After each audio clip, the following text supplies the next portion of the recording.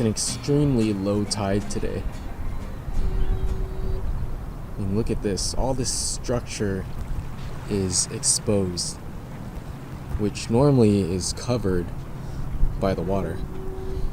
So when you're fishing for rockfish, the structure that you're fishing is probably going to look something like this. Going to be very rocky under the water. And you can imagine that when the water is up here, these fish have a bunch of area to hang out and feel protected. I mean, look at this pocket right here, surrounded by rocks on both sides. So you think that when fish are in here, they'd feel a little more protected than in the open water. And look at this deep crevice.